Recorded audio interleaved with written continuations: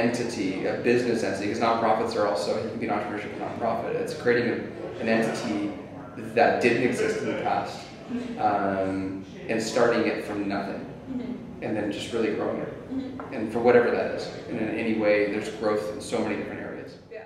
I always wanted to, I guess, start my own business, but one of the,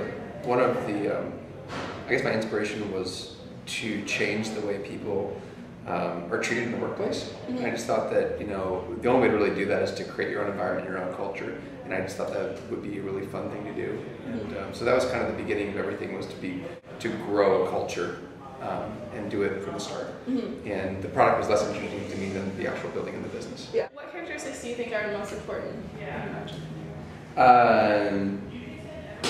I would say being humble and making sure that you empower, being humble that helps you to empower people to do their jobs and do their work.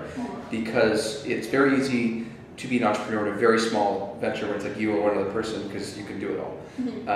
But it very quickly, it happens that you have to start delegating and letting things go.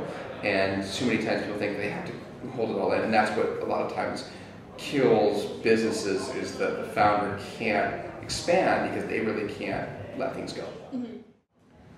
All right, so what is the biggest challenge of being an entrepreneur? Setting goals for yourself, I think, is really hard. It's easy to do, it's hard to hold yourself accountable.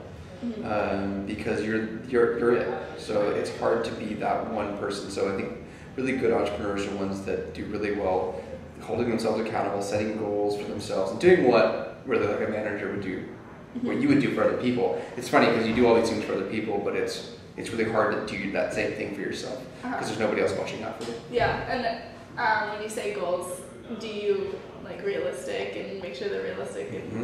It's really important. I mean, realistic, you know, achievable, very clearly defined, things that, you know, just kind of out there goals are never really goals. They're just kind of like hopes, which are good too. But you want to achieve things, and you want to have markers, for very clear markers for what achievement is and what it looks like, and what success is for what. So if you can do all that, so it's hard. Because a lot of times I think as an entrepreneur, you dream a lot and you hope a lot, and which is really neat. But you feel like you've been hoping for 5 years, and you do all these long-term planning, but you a lot of times don't feel that sense of accomplishment. It just keeps growing. Everybody else from around you says, wow, you've been so successful. But you look at it, it's like, no, I just feel like I'm just in it. You're mired in it. So it's hard to set realistic, defined goals and actually meet them and follow through with that. So it's just a challenge. My goal was always to build business so that it was less dependent upon the product and more dependent upon our people and our operations, because then it just allows us to be more flexible, at least for our business and what we're doing. As things change and markets change, then it's less about that product. And I really feel we've done a really good job of building a strong team, you know, strong values and strong customer-centric people that is the reason for our success. It's not just the products. What do you feel is the biggest benefit or the thing you like most about being an entrepreneur?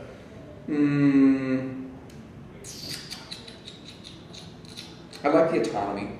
I mean, you kind of have to be an entrepreneur. I think the thing that's been exciting the most to me, I mean, it sounds, you know, a little cliche, but it's really just building this team and the people. It's just really fun to be able to see it's like this family that kind of grows, and then there's like that first step when you build, you're 5 or 6 people and you've got this nice tight-knit family. Then all of a sudden it grows more, and then just like a culture, it is its own. It kind of takes on its own entity, and then people start bringing in their ideas, and then it kind of grows from that. And you're more can kind of watch it grow, and that's just so neat to see everybody just have like become friends, and you know, like people date sometimes, like you're part of these relationships together. I don't know. It's just funny because there's a whole group, and there's so many little. I mean, we can look across the street. There's a whole other company just like this, doing the same thing with the same people, with the same struggles and same, you know, ups and downs, and it's just neat. It's like these little micro families, big or small, but it's their own organization, they have their own life, and it's just fun to see it go.